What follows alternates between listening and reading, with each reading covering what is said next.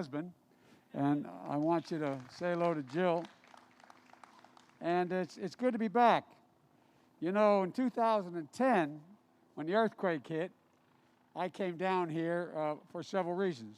The President and I put in motion, with the help of a lot of other people, a major effort to try to rescue Haitians in Haiti from that earthquake. I don't know whether some of you had family there, you lost family, or they were hurt, but if it was, my heart goes out to you because it was a sad, sad, sad time. But the most important thing that we wanted to make clear was that we were going to make sure temporary protective status was guaranteed to all Haitians.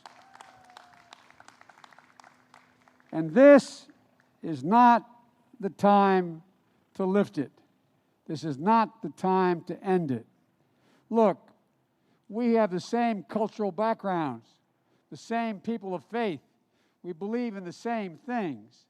We honor family, family first, and after that, and what we do to help all people. You know, I'm a practicing Catholic. There's an expression by a famous theologian who said, faith sees best in the dark. What we need is faith. We need to have faith in the ability of people to overcome great, great crises. And you have. The community has. And you've reached out. You've left nobody behind. You made sure that people know they have a home with you. There's nothing more difficult to deal with. We know from experience of loss of family, if in fact you have nobody to lean on, nobody to help, nobody that understands.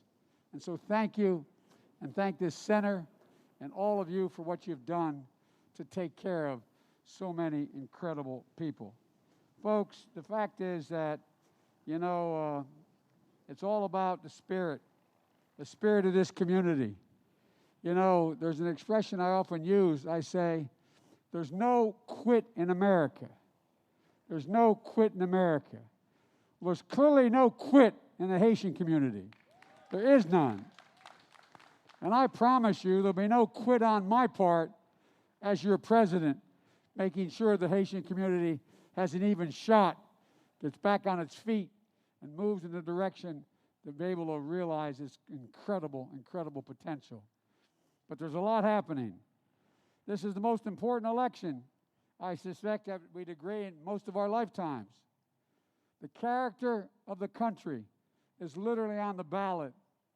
What kind of nation we're going to be, who we are, what we stand for, whether we'll continue to reach out, or whether we'll continue to push people away like it's happening now, whether we'll take care of those people who are, through no fault of their own, find themselves among those families. Over 205,000 people have died from COVID without much help at all. We can do so much together, and we can set an example because this community is tight. Folks, millions of lives and livelihoods are on the line. This is the last day you can register to vote in Florida. It matters. It genuinely matters.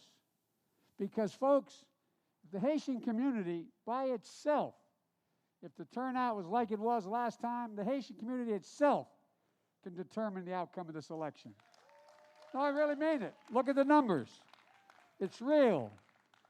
So not only do you have an opportunity, I think you have an obligation to see to it you take care of the folks you care so much about. Because I promise you, I give you my word as a Biden, I'll be there. I'll stand with you. And there's so much we can do. Think about this. The Haitian community here in Little Haiti grows and prospers. The whole of Miami-Dade prospers. Nobody loses. Everybody wins. It's all about addition, not like the administration talks about subtraction. It's all about addition. As I said, the fact is that 29 days to go to this election. 29 days. And I respectfully suggest, if you haven't already done it, encourage your friends, your family, your constituents to go to iwillvote.com. Figure out exactly where you're going to vote, exactly how you're going to vote. And one more thing, do what my grandfather used to say up in Scranton, find the 5 people you're going to bring along to vote, not just you. Reach out, because a lot of people are discouraged. And by the way, everything the administration has done is try to put a lid on people voting. Everything. Making it sound like we can't determine our own outcomes. We can. The American people are showing up. They're voting in large numbers. It's already begun, as you all know. And quite frankly, if we win Florida, you've won. You flat won. So folks, look, the American people, Floridians, folks in Miami-Dade, they're looking to you. You can deliver an awful lot. You really can. But here's the commitment Jill and I make to you, and I mean it. If elected, we'll be back. Not the last you hear of me. I've never broken my word in anything I've said. The Congresswoman can tell you that. Because look, when the community grows, you set an example for other communities that are in trouble, that aren't getting an even shot.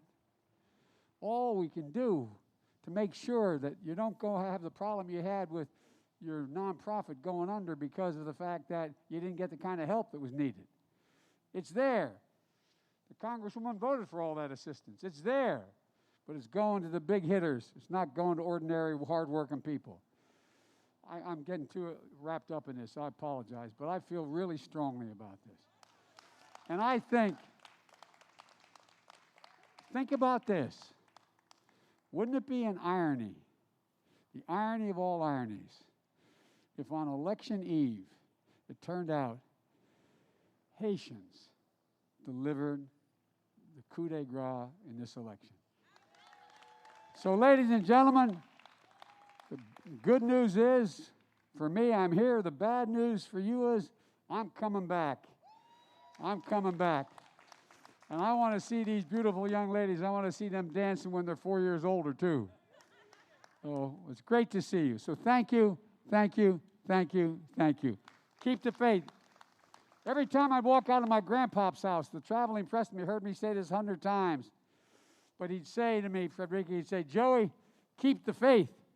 And my grandmother, when she was alive, she said, no, Joey, spread it. Go spread the faith. God love you all. May God protect our troops. Thank you, thank you, thank you, thank you. Taking pictures, okay.